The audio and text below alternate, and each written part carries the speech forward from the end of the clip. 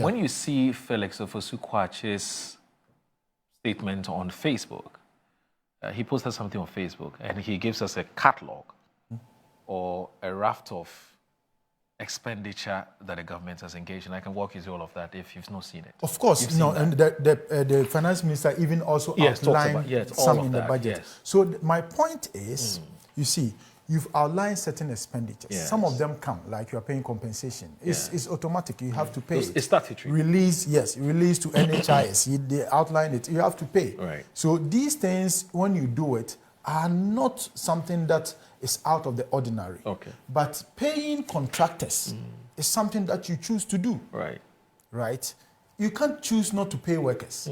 You can't do that. NHIS is running. You can't choose not to do it. Yeah.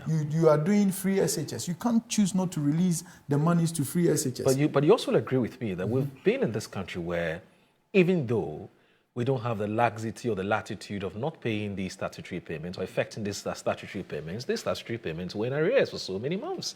Do you understand what I'm saying? It's the same. We have situations where people will go to, NHIS accredited hospitals and they are told that because government has not paid, they have to come back home, and there are complaints here and there.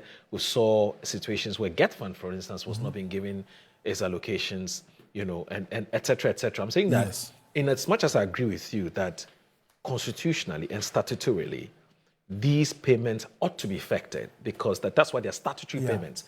They are part of the rigidities of the budget. You don't have the luxury of not paying them. Yes. But I'm saying that we've seen situations in the past where these payments were not made, and conversations were had as to why these payments were not made, and one of it was that government were prioritizing the payments on other things. We don't want to get into the details of all of that, but I'm saying that aren't you prepared to give this government some credit that it's been timely with the payment of these statutory payments? No, these delays are still happening. My brother is here. Ask him. District Assembly's Common Fund. Has he received his share? Okay. If he has received it, it would have been yesterday or day before yesterday. Right. We are in the third quarter. We've only received one quarter. For me, even in my constituency, I haven't received mine. But I know that since the day before yesterday and yesterday, there has been some releases that are going. But this is only for the first quarter. But so you're saying you haven't even seen any improvement in terms of how timely these... That's what I'm saying. There's been some improvement? No. Even though there are some delays? I'm saying that some of these delays, it depends on where the government wants to delay the payments. Right. Because if, for example, this government is delaying payments to contractors, another government would have been delaying payment to another sector. Right? So this government, as we speak, is delaying payments in contractors, is delaying payment to the District Assembly's Common Fund. When we got to the second meeting, I think the first or second week, the finance minister was on the floor of parliament touting that he's going to release 3 million Ghana cedis to every district assembly, and that we are also going to get our share of the Common Fund, which was around 340,000 per quarter. But the information I'm having is that this 3 million, from there, it only started hitting yesterday or the day before yesterday. And this 340,000, they are only receiving 179 or 78,000 out of it. So I am telling you that even with these statutory payments, there are delays. But there are areas that you can't afford to miss on. You talked about the NHIS. You recall that in the roundup, I think some months, 8 months or so, the government was meeting the payments of the NHIS was on time. The NPP government, through the Dr. Kingsley, was meeting the payments on time. And it was long before. I mean, we had stories in the past where you go, you take your NHIS card, and they will say there are no funds. This is not working. And you hardly saw it in the 8-year administration of the NPP. You hardly saw or you hardly heard that someone has taken his card to this and it was happening. Now, because we are doing this, and let me just chip this in. Recently, they brought the Ghana Medical Trust bill, right, fund bill. And they are going to draw 20% of that, of the NHIS fund, to cater for the Ghana Medical Trust fund bill. The Mahama Care? Yes, the Mahama Cares. And the issue is that it is going to affect NHIS. How? Tell me. How? Because, see, if you have a bill and you want to expand the coverage to meet non-communicable diseases or other sections of diseases, whatever you want, why do you have to bring another policy, another fund outside NHIS? Why don't just expand the coverage of NHIS to cover these non-communicable diseases? Why set up a fund? Then they talk about the fact that they want to bring other sources of income to augment NHIS, which is absolutely fine. What you can then do is to amend the law to allow you to bring these other sources of funds inside. But you choose to just create, it's a legacy chasing attempt to find something for the president to put his name on. That just, let me just draw. So why are you going to draw 20% of money from NHIS? What you do is that you do that and NHIS coverage is going to suffer. You know why? Because consistently over the years, there have been gaps in what NHIS pays and what the government allocates to them. And these gaps are sometimes bridged by USAID. Just last year, they bridged of $1.8 billion. So in a sense, you are actually saying that there is a gap of $1.8 billion. You are going to set up another fund that will need around $2.something billion. So in effect, you are telling us that fund, now USAID has cancelled all these projects. So that gap of $1.8 billion, already we need to find a way of bridging it, right? Yeah. And then you are going to add another 2.something billion through the Mahama Care project. That means that, in effect, you are getting to close to $4.4 billion of gap. How are you going to finance that gap? Because you are adding more and you are drawing funds from the NHIS. The ordinary Ghanaian will then go to the hospital and they will be told that there's no money for NHIS. They haven't paid. You take your car to the pharmacy and they'll say, they haven't paid us. So we can't give you the medicine. If we don't take care, we will gradually go back into the days and era of cash and carry. And so all what I'm saying is that, look, if you want fiscal discipline, it doesn't mean that you shouldn't spend. Rather, it should mean you should be responsible in your spending. And you should target the revenues that you have generated vis-a-vis the expenditure budget that you have and make a proportionate spending so that no sector of the economy will suffer, right? And finally, you just mentioned the regulatory payments. Yes. That's statutory payments. Statutory payments that do I think that some are delayed? Of course, some are delayed. I've just mentioned a few to you. But I am just saying that if you are making some of these payments, it is what you have to do. Right. It is what you have to do. My brother, I'm happy. At least this one, I'll agree with you that some of these statutory payments manage because it's a function of revenue. Yeah. So once you raise a revenue, I don't know why you should keep it. Right. But he doesn't have the audacity I do. to even go the direction that he's going. In fact, under the Capping and Realignment Act, you cap all essential service provisions in terms of revenue. Get fund for education and NHIS on health. In fact, in some years, NHIS received only 19% of the proposed revenue that they were supposed to get in 2022, 2023. You mortgage the future of this country in terms of education and health. Wait. Talk about 2024. You see, you are just dancing around. The truth of the matter is that you mortgage this country's future when to collect loans. You deny the people of Ghana quality medical care. You deny service providers from receiving their claims. Get Fund, there is no single Get Fund project in Sanargo municipality. For the entire 8 years of the NPP government, no single Get Fund project in Sanargo municipal.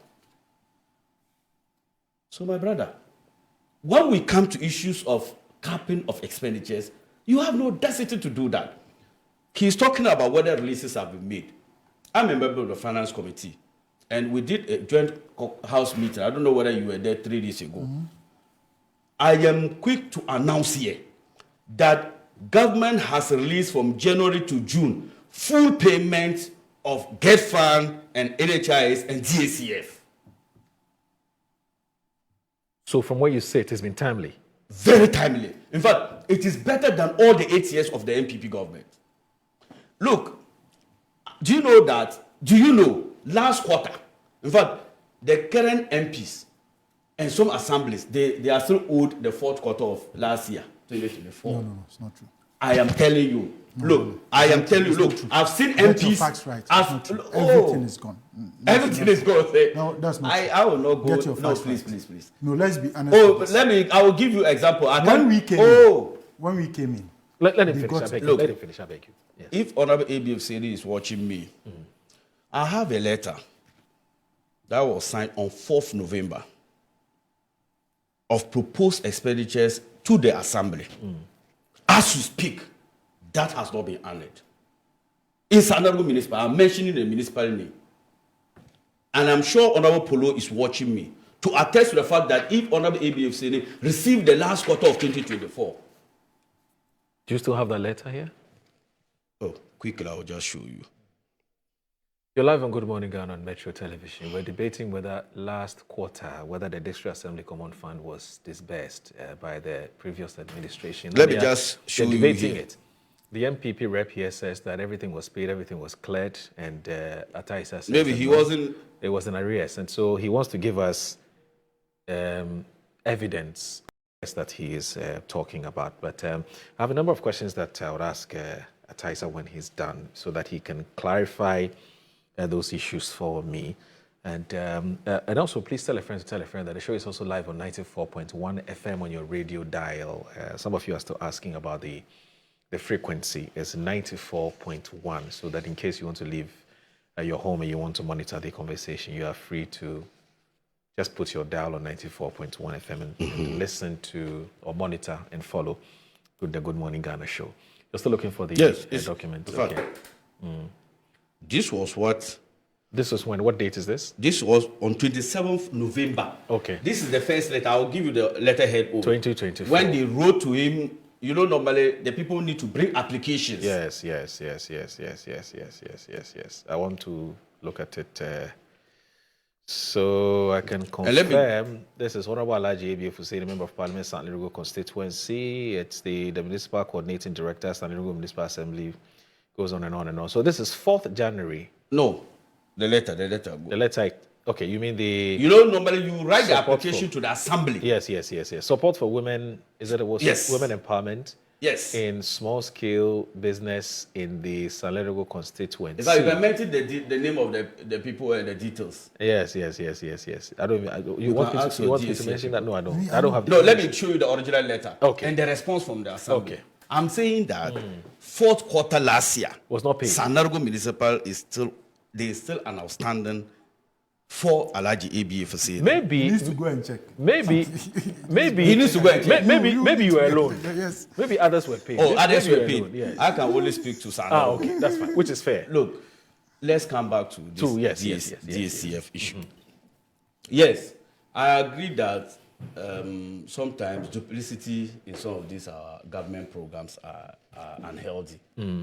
For that matter, I will not sit here to endorse duplicity.